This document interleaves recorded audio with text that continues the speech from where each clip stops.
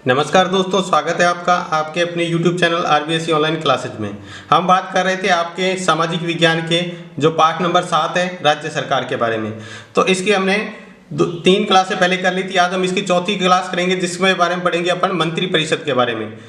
तो मंत्री परिषद के बारे में पूरी जानकारी प्राप्त करेंगे, जिसके अंदर हम पढ़ेंगे मंत्री परिषद का गठन कैसे होता है और इसकी क्या क्या कार्य और शक्तियां हैं।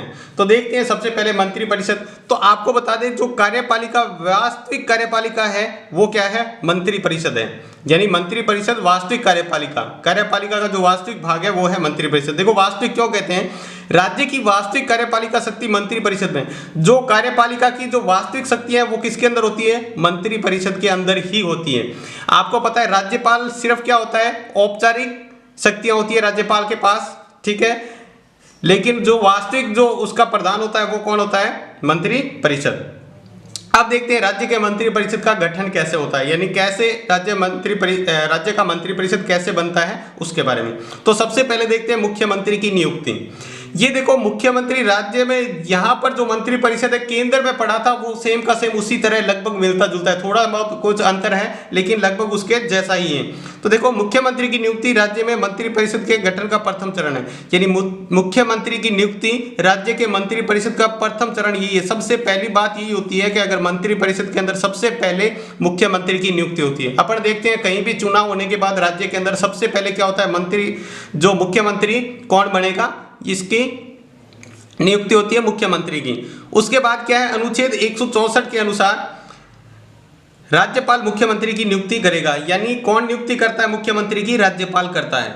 राज्यपाल मुख्यमंत्री की नियुक्ति करता है। और अपने केंद्र में जैसे पढ़ा था प्रधानमंत्री की नियुक्ति राष्ट्रपति करता है, उसी तरह देखो बिल्कुल आप उसको जोड़ के पढ़ोगे तो बिल्कुल एक जैसा है। फिर मुख्यमंत्री की सलाह पर अन्य मंत्रियों की नियुक्ति करता है। उसके बाद जो अन्य मंत्री होते हैं मंत्री परिषद के, उनकी नियुक्ति मुख्यमंत्री की सलाह पर करता है।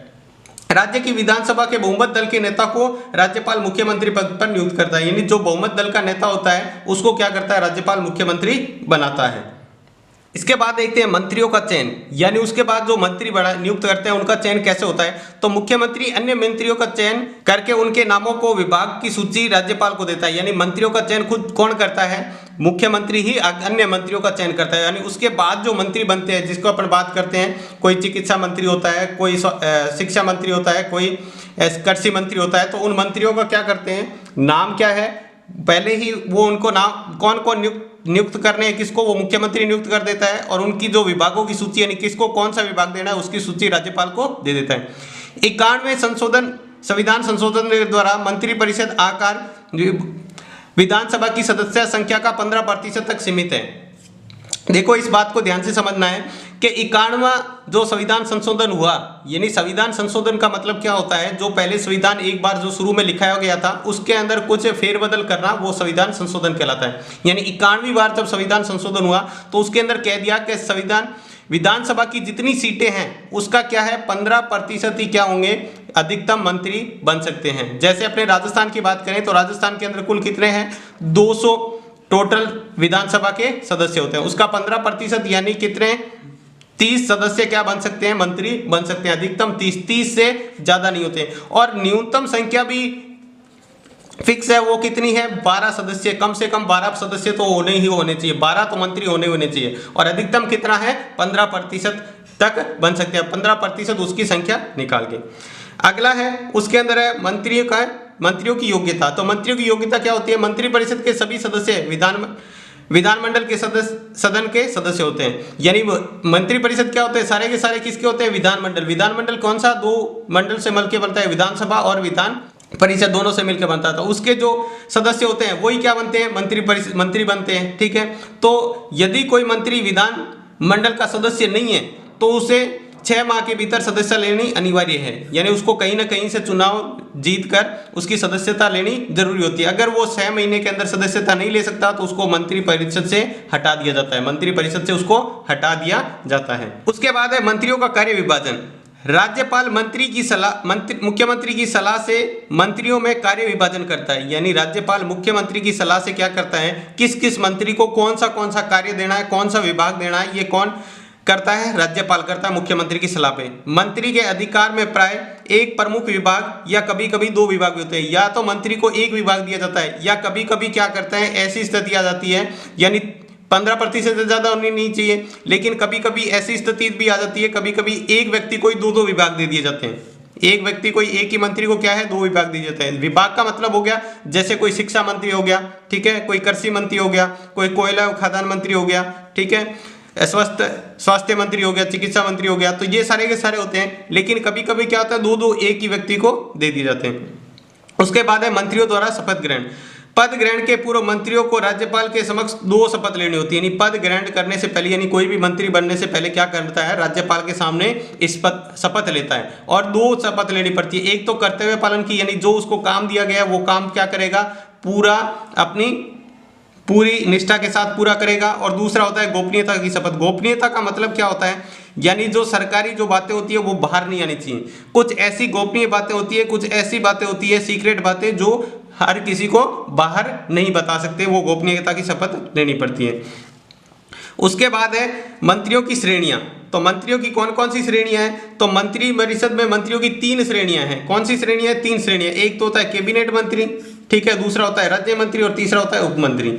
ये सबसे मंत्री परिषद में सबसे महत्वपूर्ण कौन है, वो है शासन का सबसे महत्वपूर्ण हिस्सा है कैबिनेट मंत्री। यानी शासन के अंदर सबसे ज्यादा शासन का महत्वपूर्ण हिस्सा है कैबिनेट मंत्री। उसके बाद है राज्य मंत्री। राज्य मंत्री क्या करते हैं, कैबिनेट मंत्री के अंडर में या तो काम करते हैं या कभी कभी इनको स्वतंत्र भी कर दिया जाता है। यानी मेन तो यही है, लेकिन कभी कभी ऐसी स्थिति होती है कि ये इसके साथ में भी काम कर सकते हैं, नहीं तो इसके अंडर में। और उप मंत्री क्या करते हैं, बस इनकी सहायता करते हैं, कार्य में इनकी क्या करते हैं, कैबिनेट मंत्री की सहायता करते हैं और इनके साथ कार्य करते हैं। इसके बाद है मंत्री परिषद का कार्यकाल। तो मंत्री परिषद का कार्यकाल कितना होता है, 5 वर्ष का ही होता है, ठीक है, अधिकतम 5 वर्ष का। लेकिन यह कार्यकाल विधानसभा के विश्वास मत पर निर्भर करता है। यानी जब तक उसको विधानसभा को उस पर विश्वास है तब तक वो क्या है, उस पर कार्य कर सकता है। अगर विधानसभा विश्वास प्रस्ताव कर दे तो उसको बीच में 5 साल से पहले भी हटाया जा सकता है।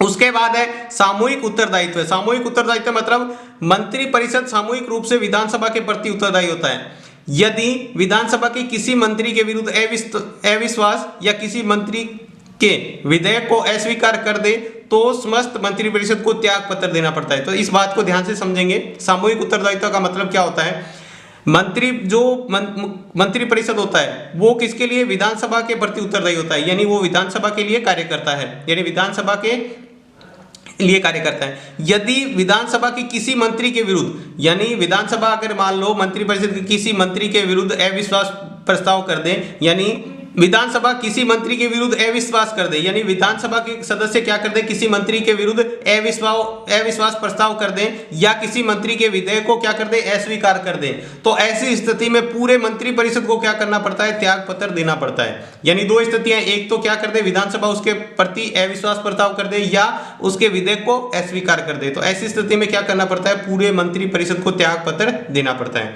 उसके बाद बात करें वेतन और भत्ते की। वेतन व भत्ते अनुच्छेद 164(5) यानी इसका 5वां भाग है, 164 का 5वां भाग के अनुसार मंत्रियों के वेतन व भत्ते निश्चित करने का अधिकार राज्य विधानमंडल को है। यानी विधानमंडल है वो किसी भी मंत्री को कितना उसका वेतन देना है, कितने भत्ते देने हैं, ये कौन निर्धारित करता है, विधानमंडल करता है। तो ये था सारा का सारा मंत्री परिषद का गठन, यानी मंत्री परिषद का गठन कैसे होता है। इसके बाद है मंत्री परिषद की कार्यप्रणाली। मंत्री परिषद की कार्यप्रणाली में देखते हैं, मंत्रिमंडल की बैठक प्राय सप्ताह में एक बार होती है। यानी हर सप्ताह में मंत्रिमंडल की एक बार बैठक होती है। लेकिन मुख्यमंत्री जब चाहे तब इसकी बैठक बुला सकता है। लेकिन मुख्यमंत्री जब चाहे तब इसकी बैठक बुला सकता है। हो सकता है एक सप्ताह में 2 या 3 बार भी बुला ले, हो सकता है अपनी मर्जी से कितनी बार बुला ले, लेकिन क्या होता है, लगभग ये रहता है कि सप्ताह में एक बार औसतन यही होती है बैठक। इन बैठकों की अध्यक्षता मुख्यमंत्री या मुख्यमंत्री की अनुपस्थिति में वरिष्ठतम मंत्री करता है। यानी ध्यान से देखेंगे, इनकी अध्यक्ष का कौन करता है, जब बैठक होता है तो एक अध्यक्ष होता है, वो अध्यक्षता करता है मुख्यमंत्री। अगर मान लो मुख्यमंत्री अनुपस्थित है नहीं वहां पे, तो जो सबसे वरिष्ठतम होता है, यानी उम्र में जो सबसे बड़ा मंत्री होता है वो क्या करता है, सबसे वरिष्ठतम या जो सबसे पुराना मंत्री होता है सबसे वरिष्ठतम, वो क्या करता है, उसका अध्यक्षता करता है। मंत्रिमंडल की कार्यवाही 2 नियम पर चलती है, एक तो सामूहिक उत्तरदायित्व, एक गोपनीयता। सामूहिक उत्तरदायित्व है अपन पढ़ चुके हैं। सामूहिक उत्तरदायित्व का मतलब क्या होता है, गोपनीयता का मतलब भी अपन पढ़ चुके हैं। तो ये इस दोनों नियमों पर चलती है। तो ये था उसकी कार्यप्रणाली। अब बाद में देखते हैं अपन मंत्री परिषद की शक्तियां और कार्य क्या क्या है उसके बारे में। तो संविधान के अनुच्छेद 163 में, कौन से में, अनुच्छेद 163 में मंत्री परिषद के कार्य राज्यपाल की सहायता और परामर्श देना ही बताया गया है। यानी अनुच्छेद में तो ये कहा गया है संविधान के अंदर 163 में कि मंत्री परिषद का कार्य है वो राज्यपाल के सहायता करना और उसको परामर्श देना है, ये बताया गया। लेकिन वास्तविक में क्या होता है, मंत्री परिषद शासन संबंधी सभी महत्वपूर्ण निर्णय लेती है और मुख्यमंत्री इन निर्णयों से राज्यपाल को सूचित करता है। लेकिन वास्तव में ये होता है कि शासन का सारा निर्णय कौन लेता है, मंत्री परिषद ही लेता है। और मुख्यमंत्री क्या करता है, इन निर्णयों की सूची है वो राज्यपाल को देता है, यानी इन निर्णयों को सूचित करता है राज्यपाल को इन निर्णयों के बारे में। उसके बाद देखते हैं मंत्री की प्रमुख शक्तियां और कार्य, क्या क्या प्रमुख शक्तियां हैं और उसके कार्य देखते हैं एक एक करके। इसमें सबसे पहले देखते हैं शासन की नीति निर्धारित करना, शासन की नीति को निर्धारित करना। यानी मंत्री परिषद का सबसे महत्वपूर्ण कार्य क्या है, शासन की नीति निर्धारित करना। शासन की नीति का निर्धारित मतलब होता है कौन सा मंत्री कौन सा कार्य करेगा, यानी गृह मंत्रालय किसका है, कौन संभालेगा, ठीक है, स्वास्थ्य का कौन संभालेगा, शिक्षा का कौन संभालेगा, तो शिक्षा विभाग वगैरह ये हो गए। तो सबको क्या है निर्धारित कौन करता है, शासन की सारी नीति का निर्धारण कौन करता है, मंत्री परिषद करता है, तथा उसे कार्य रूप में परिणित भी करता है। सिर्फ यही काम नहीं है कि शासन नीति को निर्धारित करना, उसका ये भी है साथ में कार्य रूप में परिणित करना, यानी उसको कार्य के साथ उनके कार्य करवाना, ये जो कार्य हैं उनको लागू करना और उसको कार्य को करवाना भी उसी का ही काम होता है। इसके बाद अगला जो कार्य है उच्च पदों पर नियुक्ति के संबंध में राज्यपाल को परामर्श देना। यानी वो क्या करता है, उच्च पदों की नियुक्ति जब करते हैं, ठीक है, तो उनमें क्या करता है, राज्यपाल को परामर्श देता है। उच्च पद का मतलब क्या हुआ, राज्यपाल महाधिवक्ता की, लोक सेवा आयोग के अध्यक्ष यानी जो आरपीएससी बोलते हैं उसके अध्यक्ष की या उनके सदस्यों की, तथा उच्च अधिकारियों की नियुक्ति, यानी कुछ अन्य उच्च अधिकारी हैं उनकी नियुक्ति करता है तो मंत्री परिषद के परामर्श से ही करता है। यानी मंत्री परिषद की सलाह से ही उन सभी जो सदस्य हैं उनकी नियुक्ति करता है। कौन कौन, महाधिवक्ता हो गया, ठीक है, राज्य लोक सेवा आयोग के अध्यक्ष हो गया, उनके सदस्य हो गया, और कुछ अन्य उच्च अधिकारी हैं उनकी सबकी नियुक्ति क्या करता है, मंत्री परिषद की सलाह से ही करता है राज्यपाल। उसके बाद अगला है विधानमंडल में शासन प्रतिनिधित्व है। विधानमंडल में शासन का प्रतिनिधित्व है। मंत्रीगण विधानसभा और विधान परिषद के सदस्यों के प्रश्नों तथा आलोचनाओं का उत्तर देते हैं तथा शासन की नीति का समर्थन करते हैं। ये क्या करते हैं, जो मंत्री परिषद है विधानमंडल में, जो मंत्रीगण विधानसभा और विधान परिषद के जो सदस्य हैं उनके प्रश्नों का क्या करते हैं, मान लो जब ये संसद का सत्र चल रहा होता है तब संसद के अंदर बहुत सारे पर्सन होते हैं और बहुत सारी आलोचनाएं होती है, किसी मान लो फैसले को लेकर जो आलोचनाएं होती है उनका क्या करता है, उत्तर देते हैं और शासन नीति का समर्थन करते हैं। कानून निर्धारण का कार्यक्रम निश्चित करना। उसके बाद अगली जो कार्य है वो है कानून निर्माण का कार्यक्रम निश्चित करना। मंत्री परिषद शासन के साथ कानून निर्माण में भी महत्वपूर्ण भूमिका अदा करते हैं। यानी मंत्री परिषद शासन तो चलाते ही चलाते हैं, उसमें साथ में क्या करते हैं, कानून निर्माण के अंदर महत्वपूर्ण भूमिका अदा करते हैं, यानी कानून निर्माण में भी सहायता करते हैं।